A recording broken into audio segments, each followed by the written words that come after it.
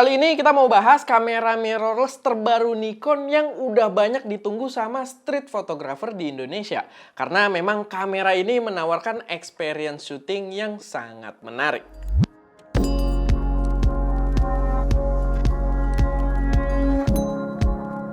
Halo semuanya, selamat datang di channel SM Media dengan gue Erwin. Dan pada video kali ini gue pengen bahas kamera mirrorless terbaru Nikon dengan desain retro atau vintage style dengan sensor full frame bernama Nikon ZF. Sebelumnya buat yang belum tahu, Nikon itu udah pernah bikin kamera dengan retro vintage style juga, tapi dengan crop sensor dengan nama Nikon ZF-C yang as expected juga, seperti ekspektasi gue gitu ya, kalau kamera tersebut tidak mampu bersaing dengan opsi-opsi yang ditawarkan oleh Fujifilm.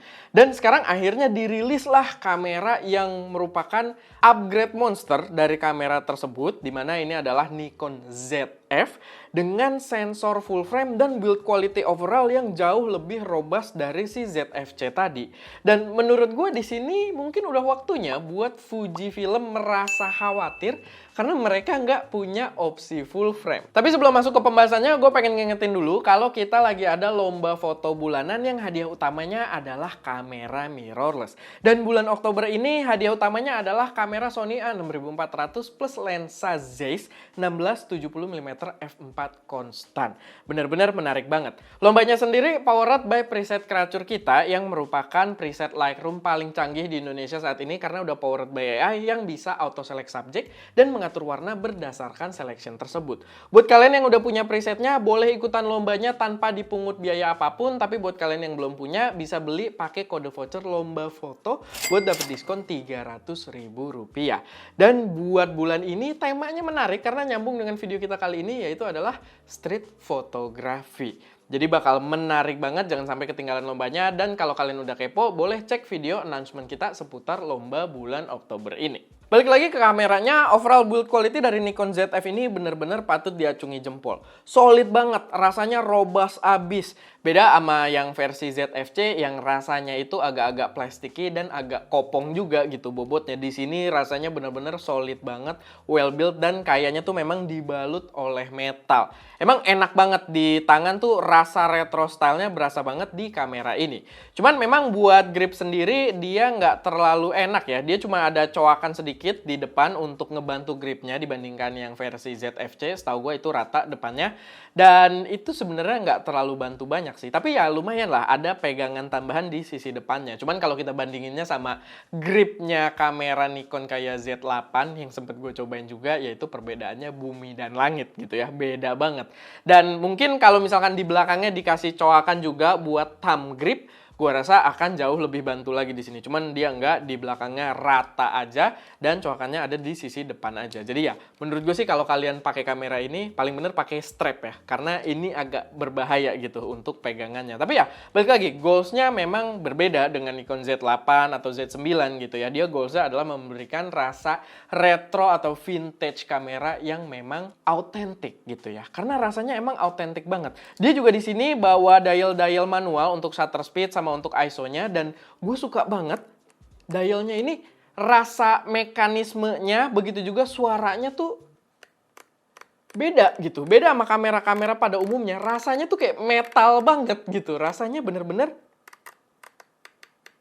dari suara dan dari mekanismenya tuh autentik kayak kamera-kamera retro banget. Secara estetik juga mewah ya. Dia bener-bener cakep banget. Kalau kita foto, dia fotogenik. Jadi nggak cuma buat motretnya doang. Di potret pun dia cakep banget gitu ya di gambar kita.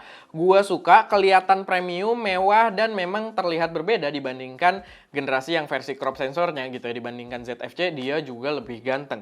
Begitu juga dia ada versi limited edition colornya gitu ya, atau special edition color yang gua rasa bakal lebih ganteng lagi. Gua udah ngomong berulang-ulang, warna hijaunya itu harus banget ada sampelnya ya Nikon Indonesia, karena hijaunya bener-bener ganteng banget. Dan kalau nanti ada kesempatan, gua bakal bahas juga untuk yang special edition colornya. Tapi itu, dia secara estetik juga ganteng banget.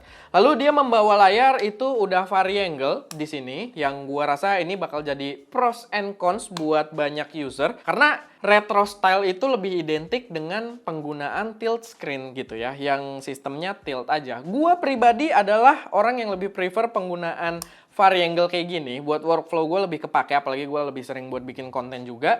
Tapi kalau concernnya street photography, gue yakin nggak sedikit user yang lebih menginginkan layar tilt screen gitu ya. Tapi ya, itu worth noting aja, di sini dia udah bawanya yang variangle. Buat spesifikasi, dia membawa sensor 24,5 megapiksel plus prosesor Expeed 7 prosesor, dimana itu adalah prosesor gambar paling top of the line-nya Nikon saat ini. Cuman ya tetap pasti akan dibedain ya, fiturnya tetap berbeda dengan Z8 dan juga Z9 karena dia berada di segmentasi dan range harga yang berbeda juga. Cuman dengan perpaduan tersebut dia udah membawa kualitas gambar yang menurut gue udah cakep banget. Dia membawa gambar yang format RAW-nya itu Nikon termasuk best in class. Itu buat kita mainin shadow, highlight-nya dia lumayan kuat juga, dan dia udah membawa format baru juga di sini antara JPEG sama RAW. Itu dia ada HEIF, sekarang ada High Efficient Image Format yang mungkin di beberapa brand lain udah ada yang bawa juga, tapi di Nikon kayaknya ini termasuk masih lumayan baru atau masih ya di high-end-nya mereka. Jadi itu udah terbilang oke juga. Sama untuk burst-nya sendiri, untuk street photography menurut gue itu cukup penting lah gitu ya. Dan di sini udah oke banget, dia bisa up to 14 frame per second, mechanical shutter plus menggunakan autofocus. Autofocusnya sendiri juga udah gokil banget karena tadi dia udah membawa teknologi prosesor barunya, dia udah membawa autofocus dengan subject detection di sini, akurat juga lumayan, hit rate-nya cukup tinggi.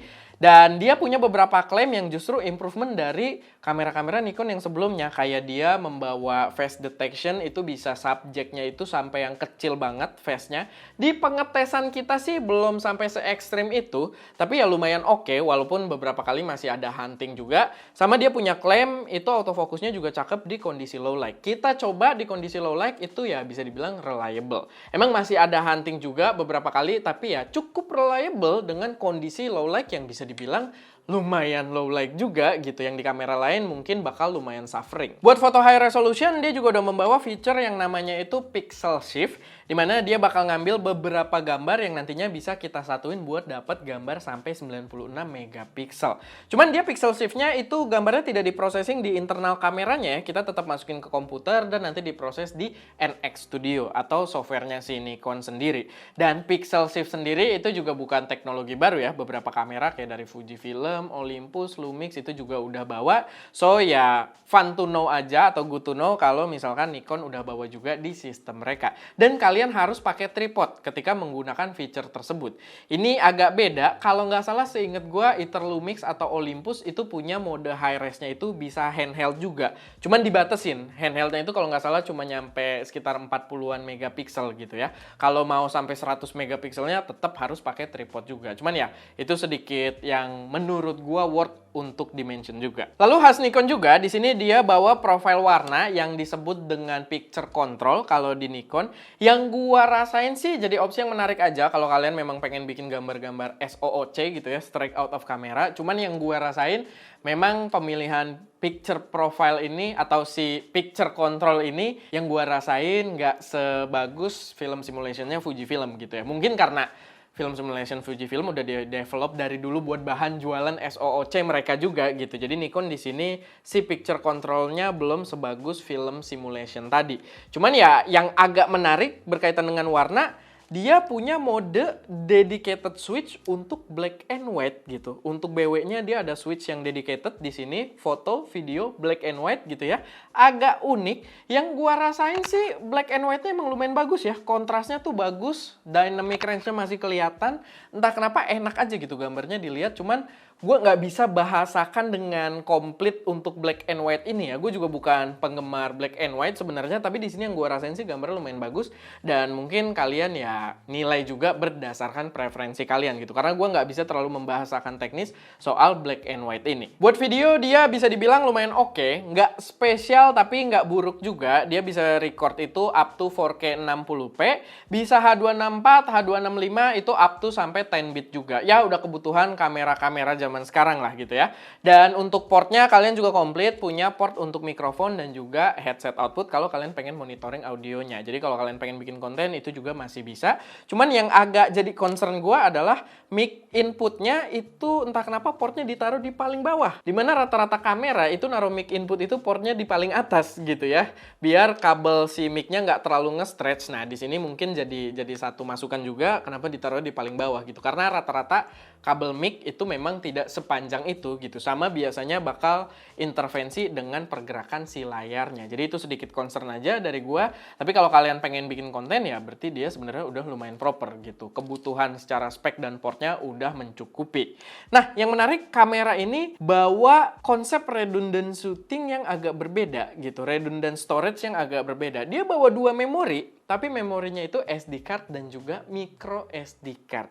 Agak menarik, tapi menurut gue ini sebenarnya langkah jalan tengah yang cukup brilian. Karena kita udah coba juga, kita pakai SD card dan juga micro SD card, dan kita bisa atur di kameranya itu untuk file RAW-nya masuk ke SD card dan untuk file JPEG-nya doang masuk ke micro SD card. Dengan cara seperti itu, dia buffering-nya nggak terlalu tertekan, buffering-nya masih bisa panjang, dan kalaupun udah mulai agak buffering dikit, kita lepas, writing-nya lumayan cepat, karena yang masuk ke micro SD card-nya itu cuma file JPEG-nya doang. Jadi, menurut gua itu solusi yang lumayan oke juga. Ada suara kucing banget. Oke, kita sambil ngomong aja nggak apa-apa, semoga nggak terlalu mengganggu. Dan nah itu ada yang masukin. Dan dengan adanya redundant shooting tersebut atau redundant storage tersebut menurut gue lumayan oke buat para street photographer yang biasanya ngejar momen yang nggak bisa diulang. Kalau misalkan SD card-nya kenapa-napa, kalian minimal itu punya backupan file JPEG-nya di micro SD gitu. Kalau misalkan kalian setnya RAW plus JPEG itu sama-sama kedua memorinya gitu ya, ke SD card RAW plus JPEG ke micro SD RAW plus JPEG, ya itu lumayan memperlambat burst-nya gitu ya, karena ya ke memori micro SD-nya itu writing-nya lumayan lama. Cuman dengan setup yang tadi, di mana JPEG-nya doang itu yang masuk ke micro SD, menurut gua win-win solution gitu. Kalian tetap dapat backup in case something happen ke yang SD card utamanya, tapi ya nggak terlalu memberatkan speednya juga. Walaupun ya kalau kalian misalkan yang di SD card udah hilang, ya file RAW-nya udah hilang gitu. Cuman minimal momen yang kalian dapat dengan susah payah dan hoki yang mungkin setahun sekali datang, ya ada backupannya gitu. Minimal ada JPEG-nya. Overall di pengetesan kita ini adalah kamera yang emang cakep banget buat para street photographer. Mungkin buat konten kreator sebenarnya masih bisa-bisa aja buat dipakai, tapi ya kalian nggak cocok lah gitu buat video entusias. Buat videographer yang profesional banget, ya opsi video yang ditawarkan kamera ini tidak sebanyak itu. Dan di sini yang ditawarkan emang lebih ke experience dari proses motretnya sendiri yang emang rasanya tuh bener-bener memuaskan. Rasanya tuh entah kenapa kamera-kamera dengan vintage style seperti ini tuh membuat kita terasa seperti fotografer banget gitu ya. Dan itu yang memang ditawarkan sama kamera ini.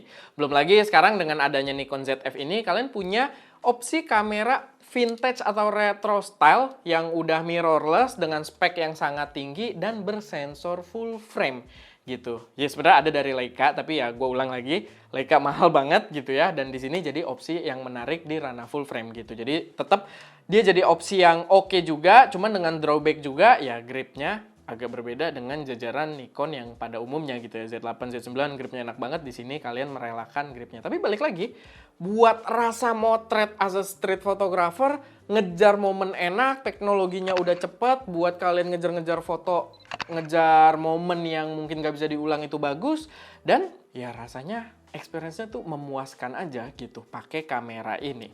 Tapi ya paling itu aja sih sedikit pembahasan gue seputar kamera mirrorless terbaru Nikon ZF kali ini. Kalau ada koreksi, saran atau pertanyaan silahkan taruh aja semuanya di kolom komentar. Sorry kalau belum komplit karena waktu kita juga terbatas buat nyobain kamera ini. Tapi ya mungkin next time kalau yang special edition color dateng gitu ya, kalian pengen kita ngetes bagian apanya, mau request, boleh silahkan aja gitu. Walaupun gue nggak jamin juga gitu ya kalau permintaan gue dituruti buat special edition yang warna hijau gitu ya. Tapi ya itu, kalau misalkan ada koreksi, saran atau pertanyaan, taruh aja semuanya di kolom komentar. Itu aja. Gue Erwin, di belakang kamera Daska, dan jangan lupa untuk berkarya.